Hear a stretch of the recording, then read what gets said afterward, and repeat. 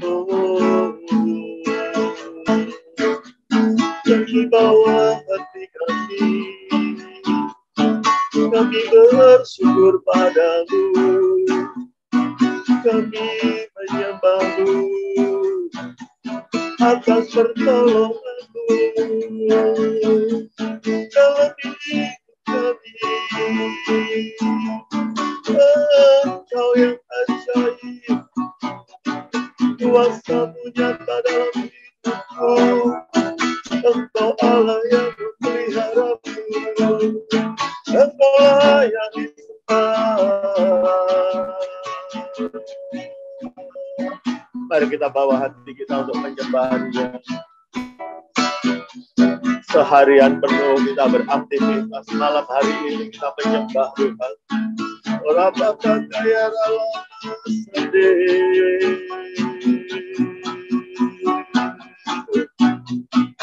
Terima kasih Tuhan, terima kasih. Shirala barala barala barala barala.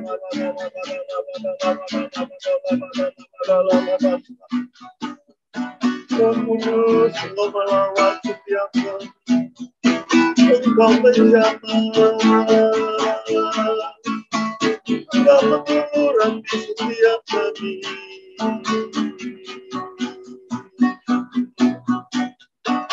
Hati yang gelap Tuhan terangi, hati yang keras Tuhan lembutkan, hati yang luka Tuhan pulihkan.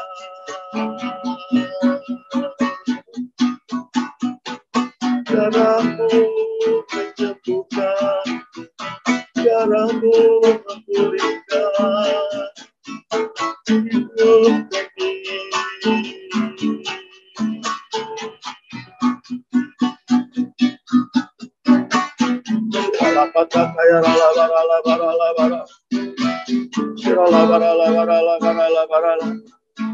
Ku mau memuji-Mu, ku selalu puji-Mu, ku mau menyembah-Mu, ku selalu sembah-Mu. Kau yang layak terima semua pujian, kemuliaan hanya bagi Tuhan. Ku mau memuji-Mu, ku selalu puji-Mu, ku mau menyembah-Mu, ku selalu sembah-Mu. Kau yang layak terima semua pujian, kemuliaan hanya bagi Tuhan. Kau yang layak terima semua pujian, kemuliaan hanya bagi Tuhan.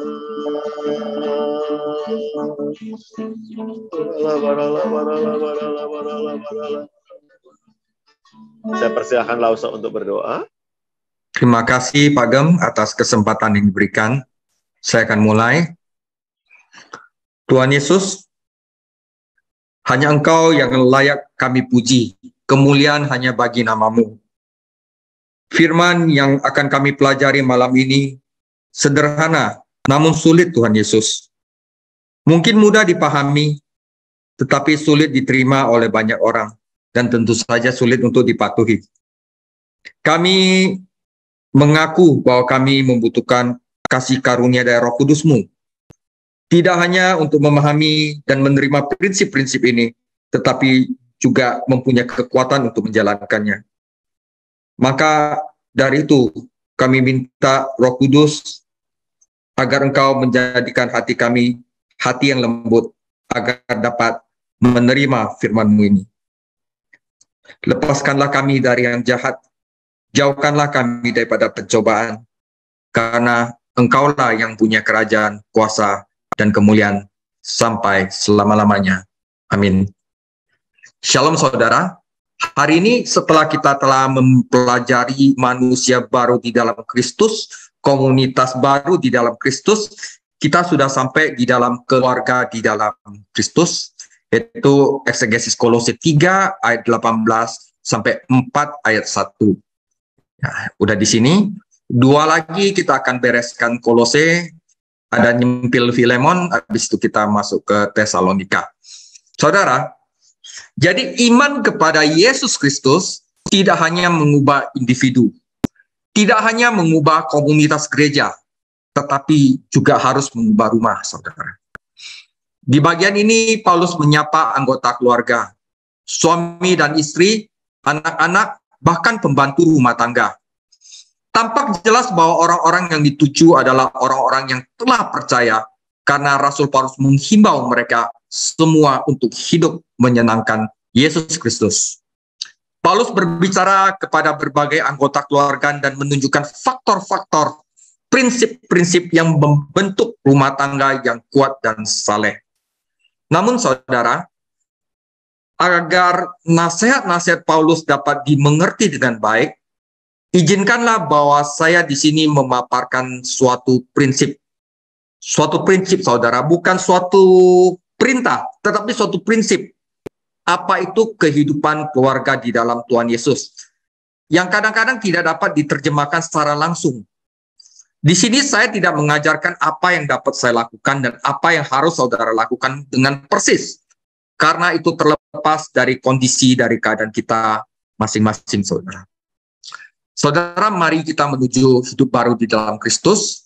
Saudara, mungkin ada beberapa dari kita mempunyai pengalaman masa lalu yang kurang enak, atau sekarang pun mengalami ujian dan bergumul dalam hal ini. Mungkin ada beberapa dari kita yang baru mau memulai kehidupan pernikahan dan menantikannya dengan penuh kebahagiaan. Namun, yang penting untuk diingat adalah bagi Anda yang pernah gagal atau lagi mengalami pergumulan, tidak perlu memandang rendah diri sendiri. Karena apa, saudara? Karena setiap orang di gereja ini adalah orang berdosa semuanya. Kita semua pernah melakukan kesalahan dan kita adalah sama-sama orang berdosa. Tuhan Yesus tidak memandang rendah Anda, gereja tidak memandang rendah Anda. Yang penting saudara, sebagai orang percaya, kita selalu berdiri di ambang berkat Tuhan melalui firman-Nya. Tuhan Yesus ingin memberkati kita dan Dia ingin kita bahagia dan puas. Tidak peduli apa yang telah kita alami. Sekarang pertanyaan besarnya adalah apa yang Tuhan Yesus ingin saya lakukan untuk mulai hari ini agar mendapat rumah tangga yang baik. Dan pengajaran hari ini adalah jawabannya, saudara. Karena itu kita mulai dengan pembacaan firman Tuhan. Kolose 3 ayat 18 sampai 4 ayat 1. Ada 6 prinsip, saudara. Bukan kewajiban, bukan perintah juga, tapi ini semacam prinsip. 3 ayat 18, hai istri-istri, tunduklah kepada suamimu sebagaimana seharusnya di dalam Tuhan. Hai suami-suami, kasihilah istrimu dan janganlah berlaku kasar terhadap dia. Hai anak-anak, taatilah orang tuamu dalam segala hal, karena itulah yang indah di dalam Tuhan. Hai bapak-bapak, janganlah sakiti hati anakmu, supaya jangan tawar hatinya. Hai hamba-hamba, taatilah Tuhanmu yang di dunia ini dalam segala hal. Jangan hanya di hadapan mereka saja untuk menyenangkan mereka, melainkan dengan tulus hati karena takut akan Tuhan. Apapun juga yang kamu perbuat, perbuatlah dengan segenap hatimu, seperti untuk Tuhan dan bukan untuk manusia. Kamu tahu bahwa dari Tuhanlah kamu akan menerima bagian yang ditentukan bagimu sebagai upah. Kristus adalah Tuhan dan kamu hambanya. Barang siapa berbuat kesalahan, ia akan menanggung kesalahannya itu, karena Tuhan tidak memandang orang. Dan yang terakhir, hai Tuhan-Tuhan, berlakulah adil dan jujur terhadap hambamu. Ingatlah, kamu juga mempunyai Tuhan di surga. Saudara, prinsip keluarga di dalam Kristus. Anda akan siap untuk menikah dan berkeluarga jika Anda dan calon pasangan Anda mencintai Tuhan Yesus terlebih dahulu dan sepenuhnya.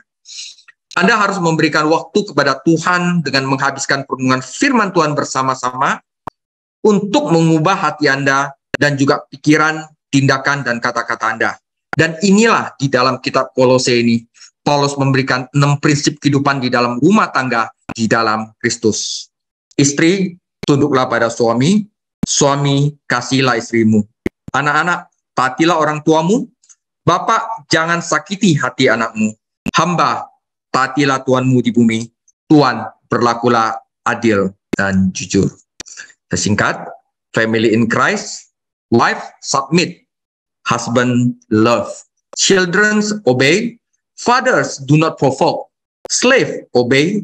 Master, treat fairly. Ini adalah jika kita mau hidup dalam keharmonisan di dalam Kristus.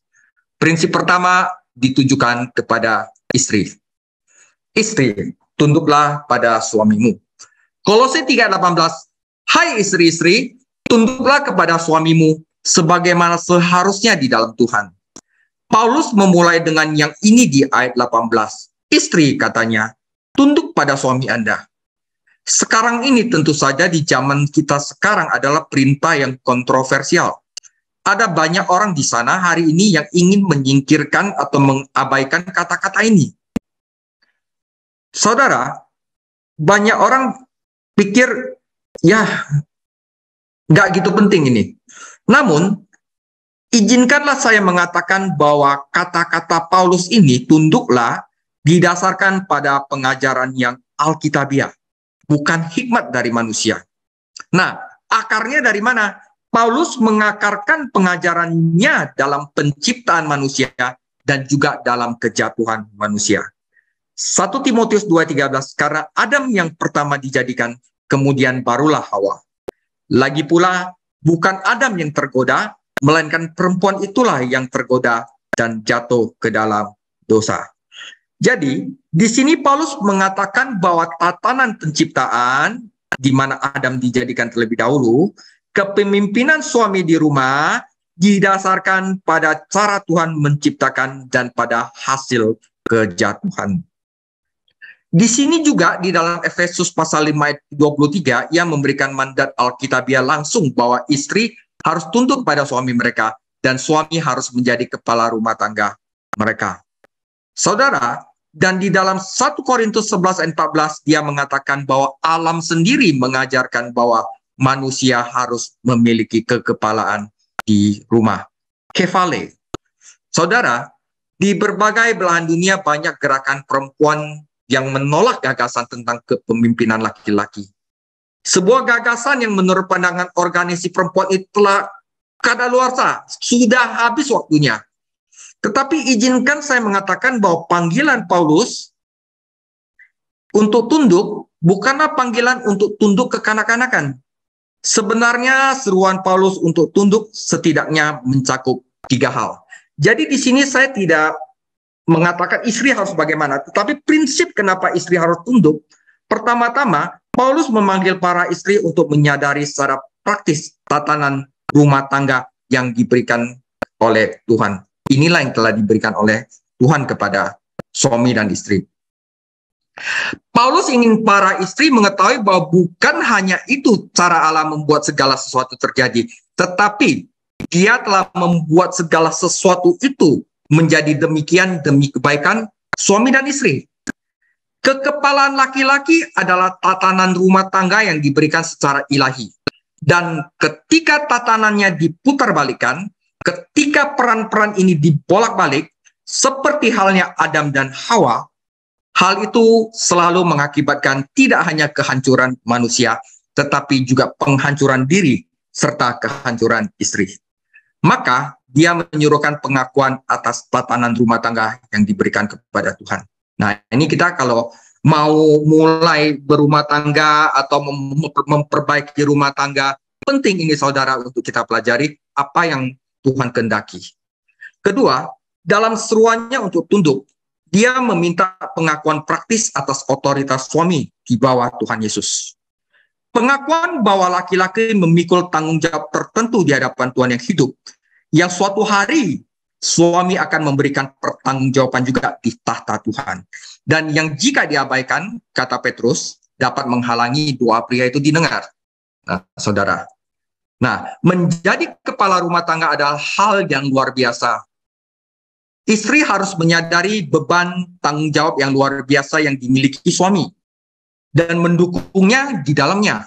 Dan akhirnya, seruan Paulus untuk tunduk menuntut kesetiaan pengorbanan diri sang suami kepada istrinya. Dia memanggilnya untuk menunjukkan jenis kesetiaan pengorbanan yang seperti Kristus sendiri tunjukkan kepada gerejanya, saudara. Inilah yang tercakup dalam ketundukan yang diminta Paulus dari pihak istri. Jadi mengapa di dunia jika suami adalah kepala rumah tangga, Paulus memulai dengan berbicara kepada istri terlebih dahulu. Nah saudara, Paulus tidak berbicara pertama-tama kepada istri, karena istri yang paling membutuhkan perintah ini. Tetapi saya mungkin dapat menyarankan dua hal dalam hal ini. Pertama-tama, Paulus mengatakan bahwa istri tunduk kepada suami. Kata-kata Paulus kepada istri pertama-tama dirancang untuk melindungi. Biar tatanan ini, struktur rumah tangga ini, jangan disikat, jangan diputarbalikan oleh iblis. Salah satu cara iblis untuk memporak-porandakan rumah tangga adalah memutarbalikkan otoritas dan tatanan ini. Jadi, kata-kata Paulus kepada istri pertama-tama dirancang untuk melindungi tatanan dan struktur rumah tangga, saudara. Bahkan di masyarakat di mana kemungkinan ada gelombang yang menerjang keluarga, Paulus ingin pertama-tama melindungi ketertiban itu di rumah. Dia mulai dengan berbicara ke tempat di mana mungkin ada pemutar balikan tatanan yang dapat terjadi. Kadang-kadang hal ini tidak dijadikan hal serius, tapi ini sangat serius, saudara. Kedua, Paulus menyebutkan arahan ini kepada istri pertama karena orang mungkin tergoda untuk menarik kesimpulan ini dari logika Alkitabiah. Kita merdeka di dalam Kristus. Tidak ada pria dan tidak ada wanita di dalam Kristus. Oleh karena itu sebagai seorang istri, saya tidak memiliki tanggung jawab lagi untuk tunduk kepada kepala rumah tangga karena saya bebas dan setara di dalam Kristus. Bukan maksudnya begitu. Kristus setara dengan Allah, tetapi Kristus tunduk kepada Allah. Tatanan sama kesetaraan itu beda, saudara. Nah, Rasul Paulus tidak ingin logika kita berjalan seperti itu. Dia ingin kita menarik kesimpulan ini, karena saya memiliki freedom in Christ, karena saya memiliki kemerdekaan di dalam Kristus, saya sekarang merdeka dengan motivasi yang benar, yaitu untuk mengikuti prinsip Alkitab yang diberikan Tuhan untuk kehidupan keluarga, saudara. Nah, ketika setan ingin menipu dan menjerumuskan manusia pertama dan Hawa ke dalam dosa, dia mulai dengan menyerang pikiran Hawa. Hal ini dijelaskan dalam 2 Korintus 11 ayat 3. Tetapi aku takut kalau pikiran kamu disesatkan dari kesetiaan kamu yang sejati kepada Kristus. Sama seperti Hawa diperdayakan oleh ular itu dengan kelicikannya. Mengapa setan ingin menyerang pikiran Anda? Karena pikiran Anda adalah bagian dari gambar Tuhan di mana Tuhan dapat berkomunikasi dengan Anda dan mengungkapkan kehendaknya kepada Anda. Jadi sangat disayangkan bahwa beberapa orang Kristen telah meminimalkan signifikasi pikiran, saudara. Karena Alkitab sangat menekankan pentingnya itu. Kisah Para Rasul 22 ayat 14 lalu katanya, Allah nenek moyang kita telah menetapkan engkau untuk mengetahui kehendaknya, untuk melihat yang benar, dan untuk mendengar suara yang keluar dari mulutnya. Nah, saudara, dan dalam konteks ini termasuk mengakui kekepalan suami di rumah. Paulus memberikan perintah ini kepada istri dalam konteks tertentu. Dia berkata, hai istri, tunduklah sebagaimana harusnya, sesuatu yang natural di dalam Tuhan. Apa yang Paulus katakan hari ini artinya bahwa seorang wanita yang sudah menikah untuk mempraktekkan bahwa Yesus Kristus adalah Tuhan.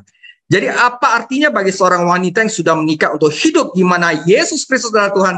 Satu hal bahwa wanita itu menunjukkan hubungan yang pantas, penundukan yang pantas kepada suaminya. Dan ketika itu diabaikan, itu tidak membuat hidup lebih baik bagi wanita. itu justru membuat hidup wanita itu lebih buruk. Dan saya berpendapat bahwa banyak tekanan dan ketegangan dalam kehidupan keluarga saat ini justru disebabkan oleh ketidaksetujuan atau pengabaian arahan tatanan ilahi ini mengenai kekepalaan dari laki-laki. Itu bagian istri, saudara. Prinsipnya seperti itu. Bagian kedua adalah suami, kasihilah istrimu. Kolose 3 ayat 19. Hai suami-suami, kasihilah istrimu dan janganlah berlaku kasar terhadap dia.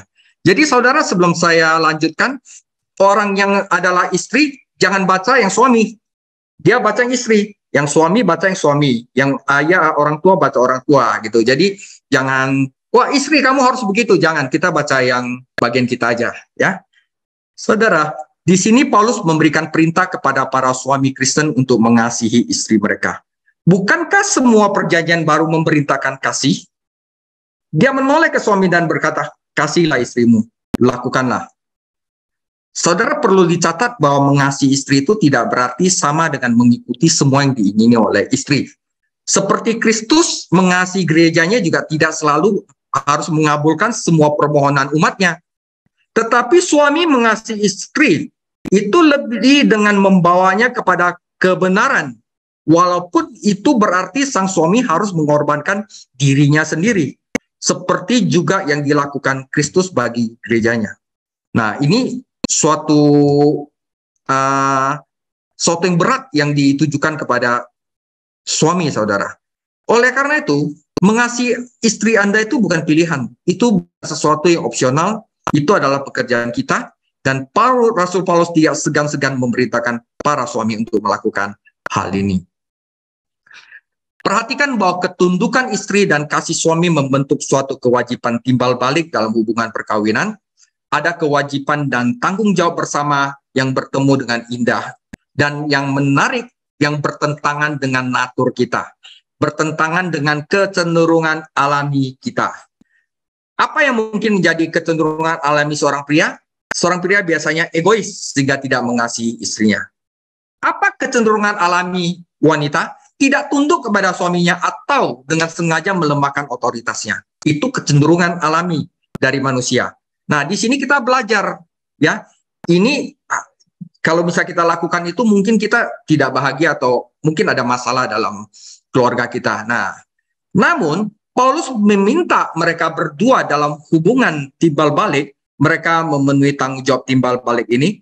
Istri, tunduklah, suami, kasihlah. Rasul Paulus memanggil laki-laki untuk menunjukkan bukan hanya kasih romantis atau eros.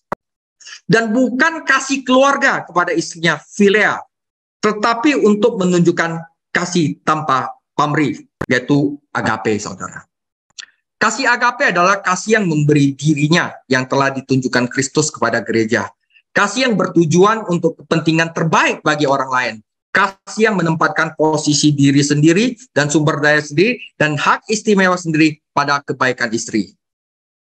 Kasih semacam itu yang ingin membangun orang yang dicintai, yang ingin membangun istrinya dalam kebenaran firman Tuhan. Ini adalah jenis kasih yang Paulus minta kepada suami untuk ditunjukkan kepada istri mereka. Jadi bukan semua yang dia mau kita penuhi. Jadi telah mengasihi, bukan. Tapi kasihnya kasih yang berkorban. Betapa mudahnya untuk mengikuti petunjuk ini, saudara. Ketika kedua pasangan ingin mengekspresikan dan mematuhi perintah ini. Betapa mudahnya seorang suami untuk mengasihi jika diberi penghormatan oleh istrinya.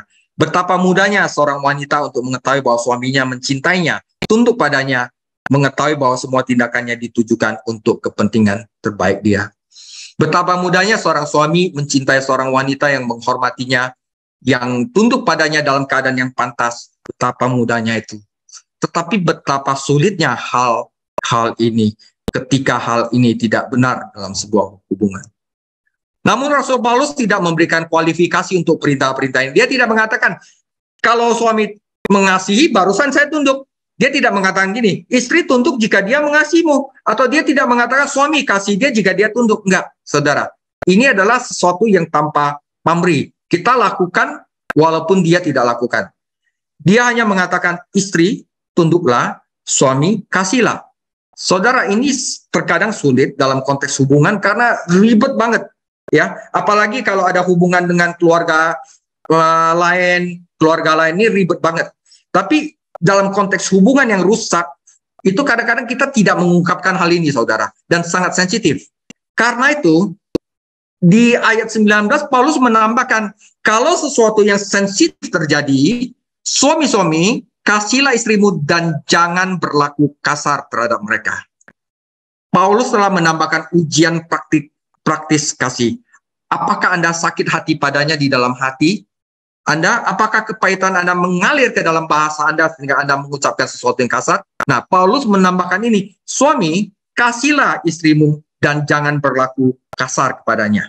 Jadi Paulus berkata, suami-suami, kasihlah istrimu dengan cara ini dan jangan kasar. Itu bagian suami. Yang ketiga, anak-anak, taatilah orang tuamu. Kolose 3:20, hai anak-anak, taatilah orang tuamu dalam segala hal, karena itulah yang indah di dalam Tuhan. Perintah berikutnya yang kita lihat dalam perikop ini adalah untuk anak-anak. Perhatikan perintah Paulus di sana, patuhi, taati. Anak-anak harus patuh. Kenapa? Paulus sekali lagi mengatakan inilah cara seorang anak Kristen. Seorang anak yang di dalam Yesus Kristus mengungkapkan keinginannya untuk melayani Tuhan Yesus. Beginilah cara seorang anak Kristen memanifestasikan aturan Kristus di dalam hidupnya. Yaitu anak itu menaati orang tuanya. Begitulah cara Anda melihat aturan Kristus di dalam hidup seseorang. Yaitu ketika seorang suami mengasihi, ketika seorang istri tunduk, dan ketika seorang anak patuh. Anak-anak jangan meremehkan pentingnya hal ini. Ketaatan sangat penting bagi Tuhan. Menarik bukan dalam Roma pasal 1, di tengah semua dosa yang mengerikan, tercatat dalam kehidupan masyarakat yang merosot, seperti kayak lesbi, apa segala macam, itu karena ketidaktaatan kepada Tuhan, saudara. Itu karena ketidaktaatan. Nah, dan saya ingin mengatakan sepintas bahwa ketaatan mutlak diperlukan untuk pendidikan. Jadi kalau anak itu mau pintar, dia start dulu. Pernahkah Anda memikirkan hal ini? Satu-satunya cara kita bisa belajar adalah tunduk pada otoritas. Pendidikan berakar pada penghormatan terhadap otoritas. Demikian pula jika kita ingin belajar Alkitab, kita juga harus tunduk dulu pada otoritas Alkitab. Jika kita menyepelekan Alkitab, maka kita tidak akan belajar apa-apa dari Alkitab. Karena itu, jika anak tidak tunduk pada otoritas, membangkang, khususnya otoritas orang tua, kita di rumah, dan otoritas orang lain, misalnya guru, di dunia yang telah Tuhan berikan kepada kita, pada akhirnya anak-anak akan merampas kemampuan diri mereka untuk bertumbuh. Karena Tuhan Yesus telah membuat dunia sedemikian rupa, sehingga satu-satunya cara kita tumbuh adalah dengan melakukan penghormatan yang pantas terhadap otoritas. Tuhan Yesus menangani masalah ini dengan serius. Perhatikan kelengkapan perintah dalam ayat 20. Taatilah orang tuamu dalam segala hal. Biar mereka bertumbuh dalam pendidikan soalnya. Nah, pernahkah Anda memikirkan bahwa ketaatan adalah kesenangan Tuhan juga? Anak-anak, pernahkah Anda memikirkannya? Bahwa menaati orang tua Anda itu mendatangkan kesenangan bagi Tuhan. Bahwa Bapa di surga itu menikmati kenyataan bahwa anak-anak menaati orang tua Anda. Tuhan memperoleh kesenangan darinya dan Tuhan menikmatinya.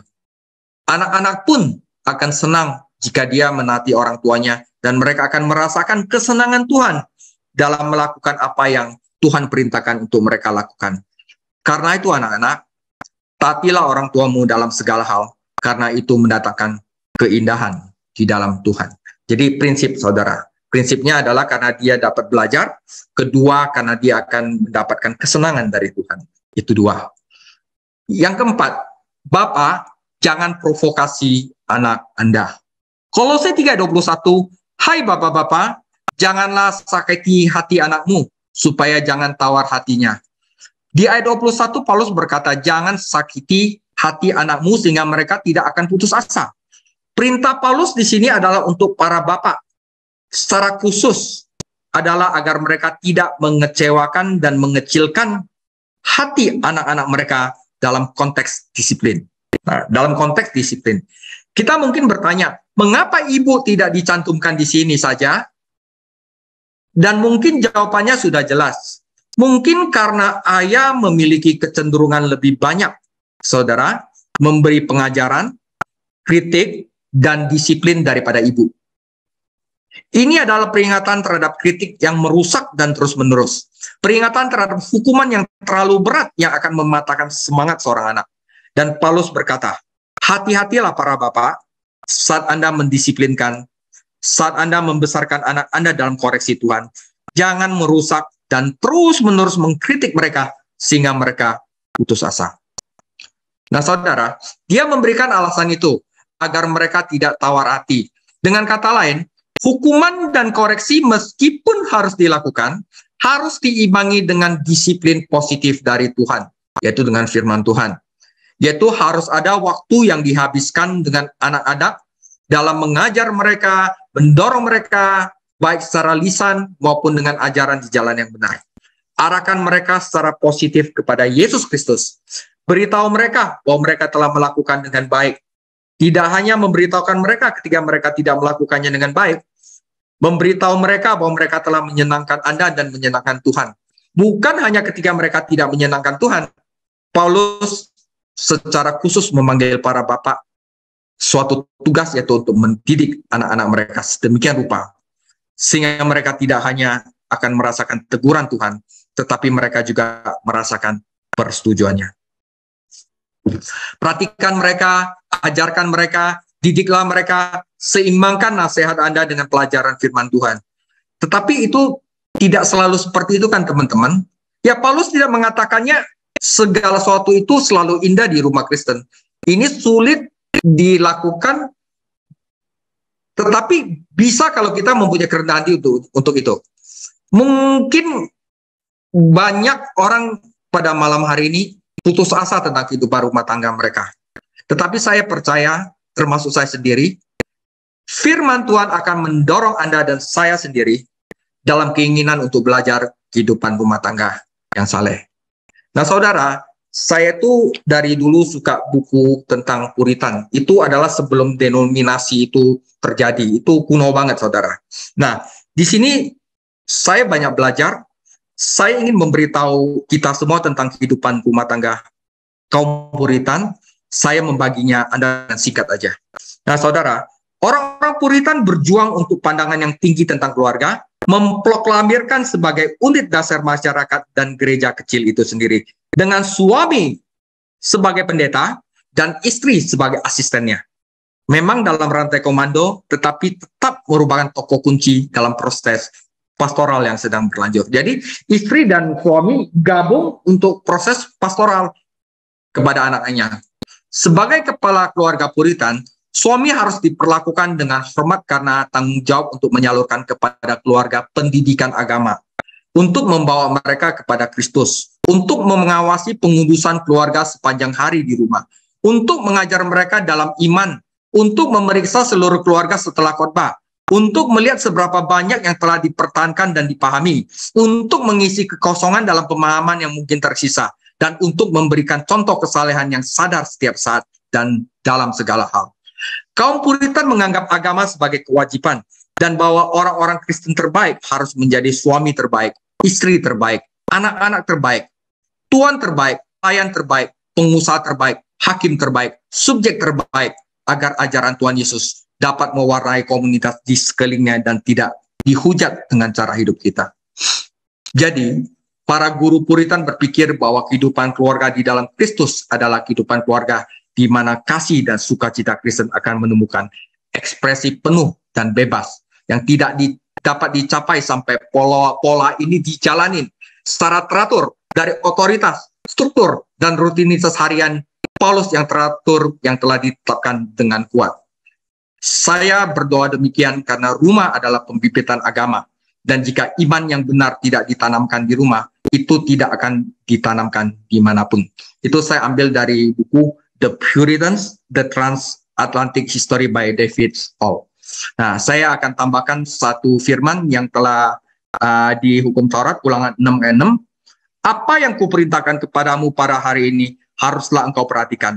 Haruslah engkau mengajarkannya berulang-ulang kepada anak-anakmu dan membicarakannya apabila engkau duduk di rumahmu, apabila engkau sedang dalam perjalanan, apabila engkau berbaling, dan apabila engkau bangun. Sekarang hamba, saudara. Nah, Kolose 3 ayat 22 sampai 25. Hai hamba-hamba, taatilah Tuhanmu yang di dunia ini dalam segala hal, jangan hanya di hadapan mereka saja untuk menyenangkan mereka, melainkan dengan tulus hati karena takut akan Tuhan. Apapun juga yang kamu perbuat, perbuatlah dengan segenap hatimu, seperti untuk Tuhan dan bukan untuk manusia. Kamu tahu bahwa dari Tuhanlah kamu akan menerima bagian yang ditentukan bagimu sebagai upah. Kristus adalah Tuhan dan kamu hambanya. Barang siapa berbuat kesalahan, ia akan menanggung kesalahannya, karena Tuhan tidak memandang orang. Saudara, di sini diterjemahkan bahasa Inggris ada slave. Tapi ini bisa diterapkan sekarang sebagai karyawan, sebagai pembantu rumah tangga, atau sebagai penjaga toko, itu boleh, saudara. Ya, saudara, perbudakan adalah institusi yang mapan di zaman Paulus.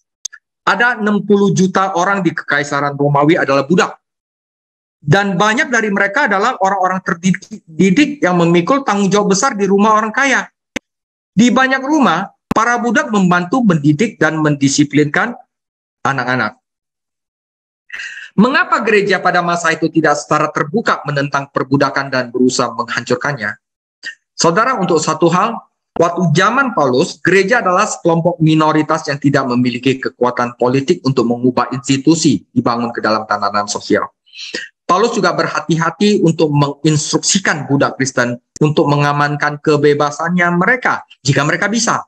Tetapi dia tidak menganjurkan pemberontakan atau penggulingan tatanan yang ada. Sesuatu yang harus diperhatikan, tujuan gereja mula-mula adalah untuk menyebarkan Injil dan memenangkan jiwa, bukan terlibat dalam aksi sosial.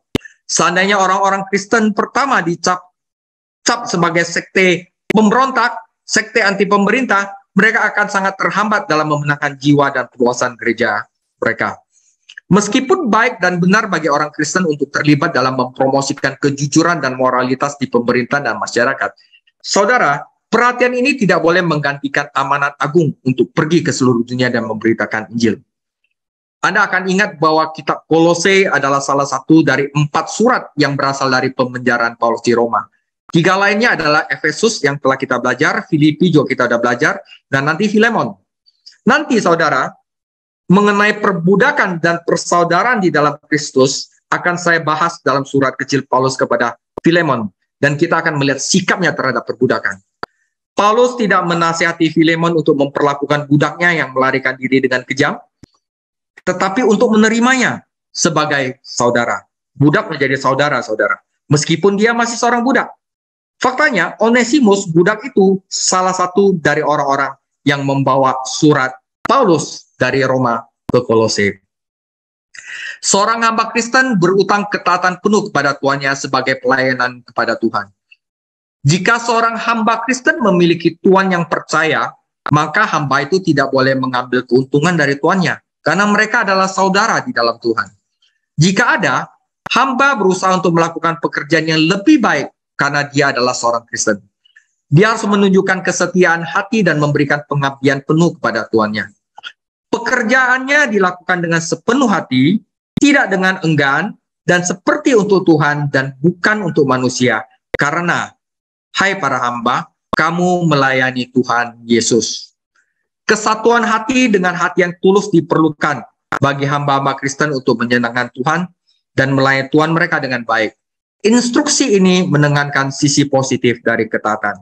Hamba harus taat bukan untuk menghindari hukuman, tetapi hamba harus taat untuk menyenangkan Tuhan. Bahkan jika tuannya tidak memuji mereka, mereka akan mendapat upah dari Tuhan. Dengan cara yang sama, jika mereka tidak taat, Tuhan akan menangani mereka, bahkan jika Tuhan mereka tidak menangani mereka. Allah tidak membedakan orang. Dalam masyarakat kita tidak memiliki budak, tetapi prinsip-prinsip ini berlaku untuk semua jenis pekerjaan yang jujur. Seorang pekerja Kristen harus menjadi pekerja terbaik dalam pekerjaannya. Dia harus excellent, saudara. Dia harus mematuhi perintah dan tidak berdebat. Dia harus melayani Kristus dan bukan bos saja. Dan dia harus bekerja apakah ada yang mengawasi atau tidak. Jika dia mengikuti prinsip-prinsip ini, dia pasti akan menerima upahnya dari Kristus. Bahkan jika tuannya di dunia tidak memberi dia upah atau tidak mengenalinya. Saudara, saya punya teman yang bertahun-tahun lalu dipecat dari pekerjaannya karena bekerjanya terlalu hebat, terlalu keras. Nah, dia menghasilkan uang untuk dia bisa kuliah, untuk memperbaiki hidup dia. Dan dia ingin memberi majikan pekerjaan yang baik setiap hari. Tetapi saudara, di dalam perusahaan dia, masalahnya prestasinya menelanjangi kemalasan karyawan lain. Jadi karena dia itu kerjanya bagus, maka orang lain itu jadi jomplang, kelihatannya malas. Nah, mereka itu mulai melawan. Salah satu dari mereka secara berencana menuduh teman saya melakukan sesuatu dan dia dipecat. Akhirnya teman saya itu kehilangan pekerjaannya, tetapi dia mempertahankan karakternya. Saudara, dan Tuhan menghadiahinya dengan pekerjaan yang lebih baik.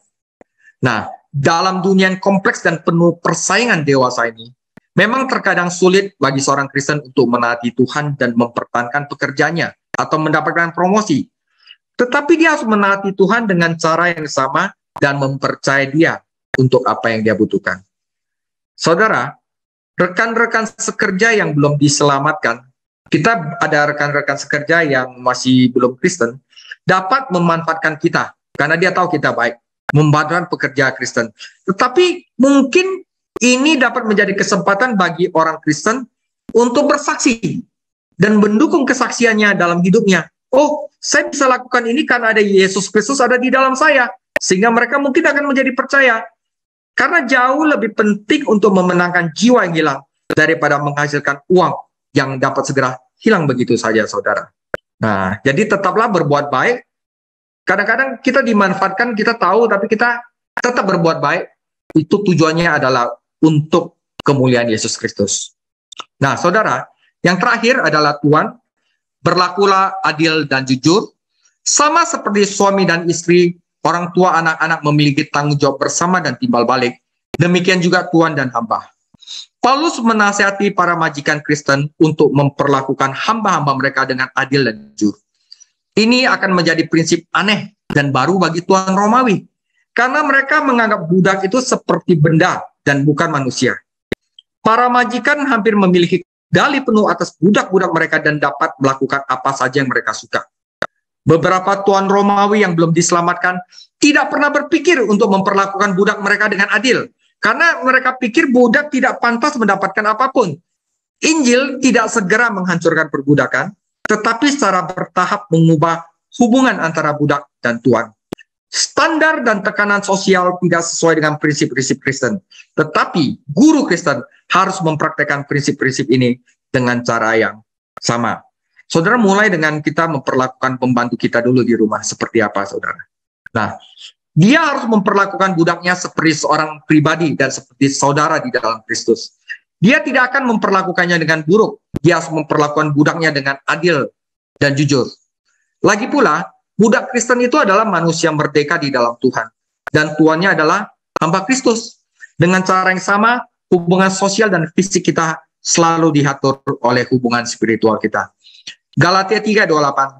Dalam hal ini, tidak ada orang Yahudi atau orang Yunani, tidak ada hamba atau orang merdeka, tidak ada laki-laki atau perempuan, karena kamu semua adalah satu di dalam Kristus Yesus. 1 Korintus 7:22. Sebab seorang hamba yang dipanggil oleh Tuhan dalam pelayanannya adalah orang bebas, milik Tuhan. Demikian pula orang bebas yang dipanggil Kristus adalah hambanya. Saudara, kesimpulan, saat kita meninjau bagian Kolose yang sangat praktis ini, praktis, mudah, tetapi sulit dilakukan. Kita melihat sekali lagi keunggulan Yesus Kristus dalam hidup kita sebagai orang percaya. Kristus harus menjadi kepala rumah tangga.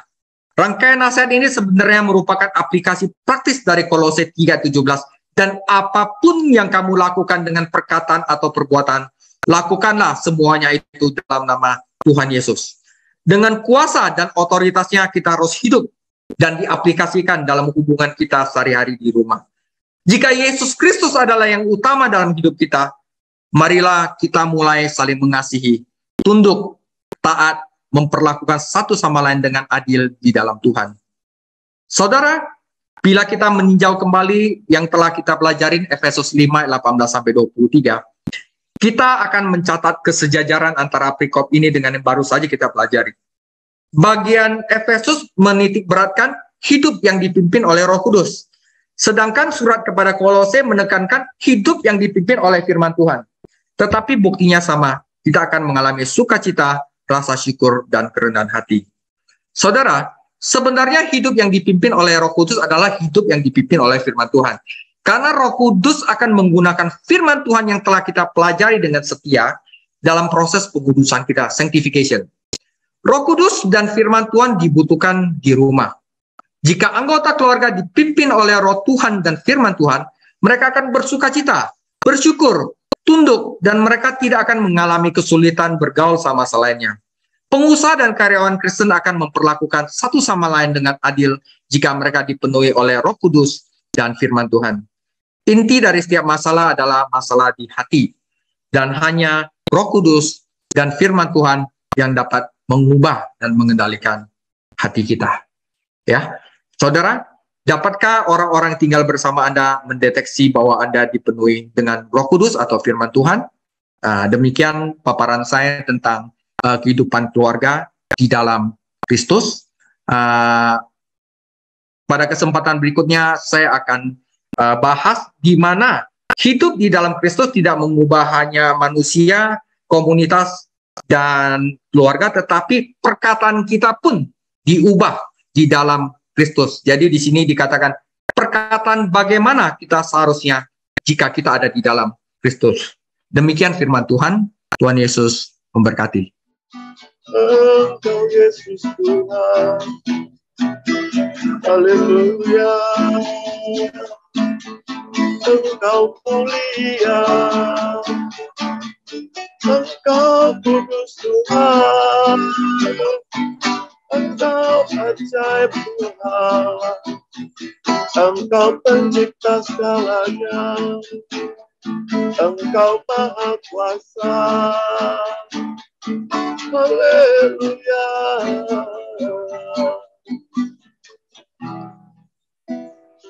Bapa, Roh-Mu bekerja di tengah-tengah kami malam hari ini, menyelidiki setiap hati kami, menjamah setiap kami. Kalau malam hari ini kami boleh belajar mengenai hubungan Kristus dan jemaat, hubungan dalam rumah tangga,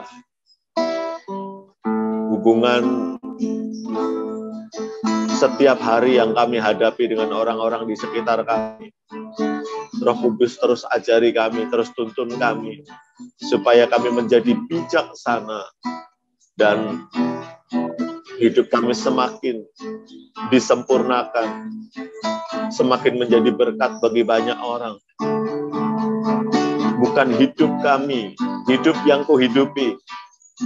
Bukan aku yang hidup, tetapi Kristus yang hidup di dalam aku. Tuhan jamah setiap kami, jamah setiap kami, jamah setiap kami. Terima kasih Tuhan, terima kasih. Terima kasih, terima kasih. Hidup ini milik-Mu, hidup ini dari-Mu. Terima kasih, Tuhan lawat setiap kami.